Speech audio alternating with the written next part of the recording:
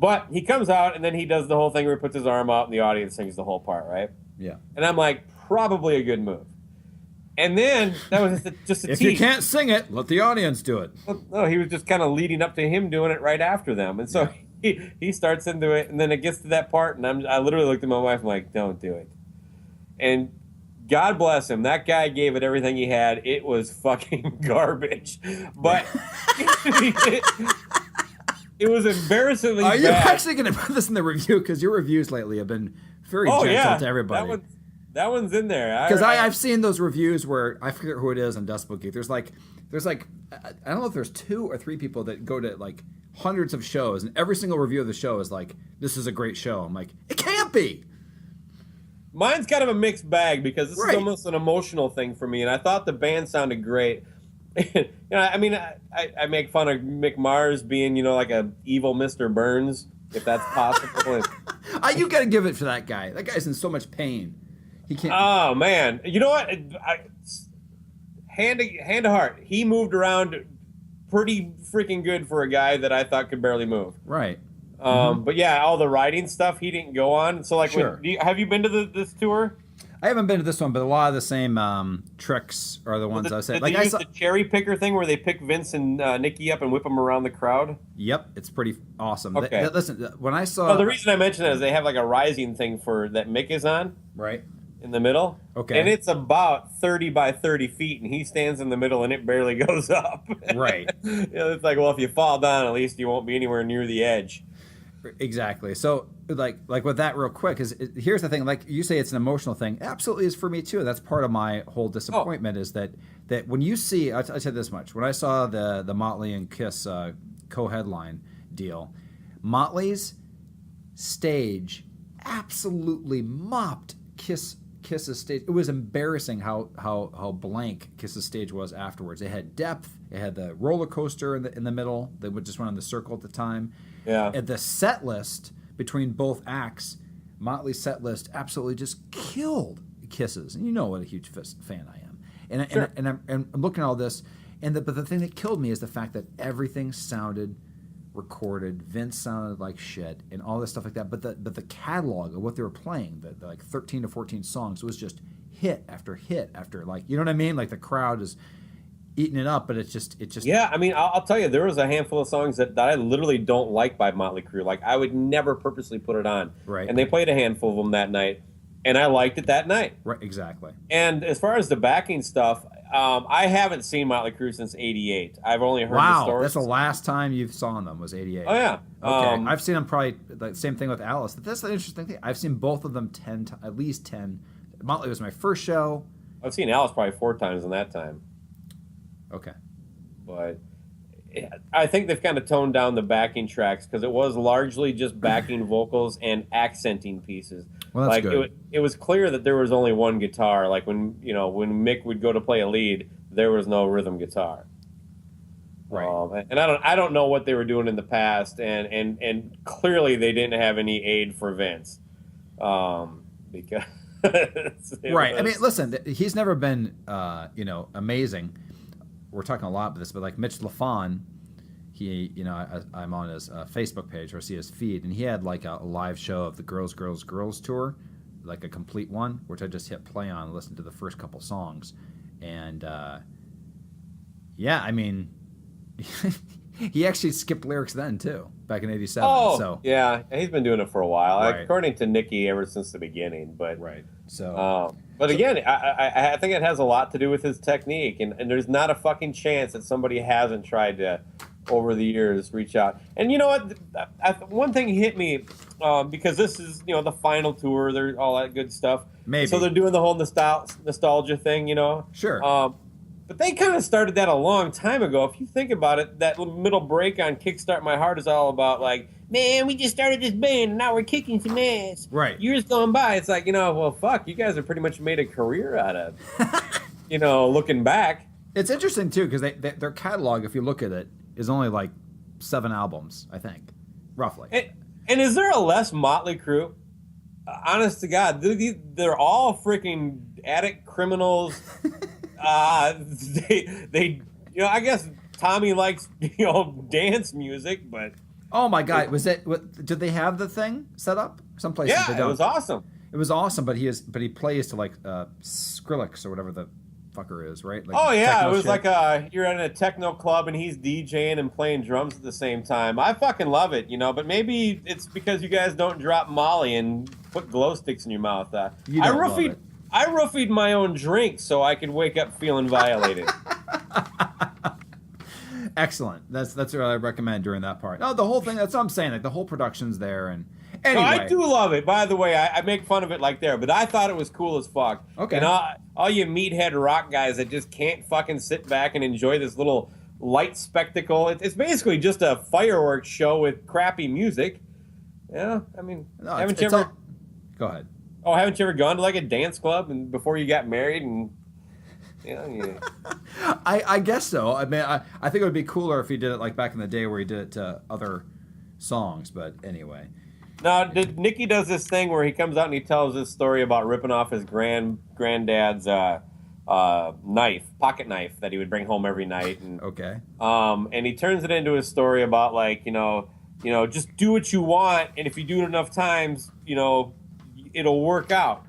So if you steal your dad's pocket knife enough times, that's the moral of the story. Is if you do it better and better and better. Be the best at what you can do. Eventually, he's gonna get sick of grounding you and just give you the knife. That's one of that's not one I'm going to use for my children. I wouldn't recommend that. But here's the thing. Let me tell you a story. I literally found myself remembering being like about 14 or 15 and reading Nicky Sixx interviews and how he would talk to like inspiring the kids, and we're all just trying to get along, and it was very helpful, as an angst-ridden teenager. But it's very clear to me listening to him tell that story that he thinks I'm still 15. Yeah. And I kind of felt kind of silly at that point, but overall it was really cool. The show was fucking amazing. Yeah, theatrics are amazing. Vince was a disaster. Yeah. But well, we've talked enough. You probably know that I kind of enjoy that a little bit, probably for the wrong reasons. But they did a lot of really cool stuff as far as if this is going to be their last show. And let me ask you that: do you think this is it for them touring? Well, they did sign that legal document. that nobody's seen that only affects the four of them that they can undo. Yeah, but anyway, I believe it more than a lot of other ones that have done this because but the thing is that here's the thing that they'll still be out. I mean, right now, immediately after this, Nicky's going to go back to 6 a.m. They're touring. They're at some of the festivals, and we'll go into that in a second. But the other thing that's kind of funny is my brother lives up in near Hammond, Indiana, which is near. Hey, just real quick. Yeah, go ahead. On my Skype, there's an ad that keeps coming over for Kohl's, and it has a promo code for "Let It Snow." Okay. And right in the middle there is "Let It," so it's tits, and it just keeps sticking out while we're talking. Every time I turn my head down, I just see the word tits. Well, you have to think. At least look at your promo codes once or twice before you put them out there, people. Well, I'm glad I interrupted you. Carry on, loose cannon. Yes. I never thought there would be a Coles interruption during this. But anyway, so the point being is that directly after, I guess, the next 14 shows, in either February or January, Vince Neil is at the Hammond Casino. My brother sent me a picture of the billboard. So they're going to – I mean, that's – what it just kind of makes me laugh about this is that doesn't he have at least enough to get by for February? He's already doing solo dates right after it. No idea. But anyway, so that point is they'll always be out there in some form or another. In that night. That's right. And if you think he probably puts more effort in the show you saw that if he's playing a casino, he probably just basically takes a dump dump on a stage and leaves. I saw him play at the place where Shinedown just played, and he mailed it in, man. That's what I'm saying. He just appeared for 20 minutes while the rest of Slaughter played like an instrumental version of 70s classic. I saw that. He opened. Okay, I think this entire thing is just gonna be called Motley Crue this episode because we've been going on for a while. So now we already halfway into the show, we figured out the theme. So down here in South Florida, in West Palm Beach, right when I moved down here in 2007, they opened Dr. Feelgood's. Did you ever hear about this? It was a club. Yeah. Okay. Now, is it not open anymore? No. It lasted like 3 or 4 years. Within the first year, they tried to do, this shows my area, okay? They tried to make it a rock club, have bands there, because everybody down here sucks and rock is dead.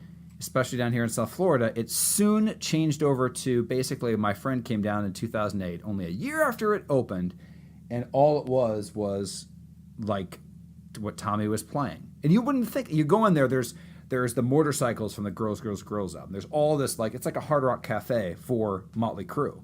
But you go in there and there's nothing. There's no bands, nothing. It's shut down. I'm like, maybe because it didn't make any fucking sense.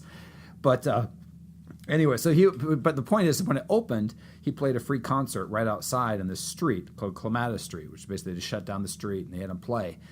First off, he wasn't wearing pants, not proper pants. He was wearing like kind of the outfit he wore when he was doing that solo stuff. When he was dressed basically in a long coat. I can't remember what that was. What was the one, Exposed? What was the name of his solo album right after? Carved in Stone?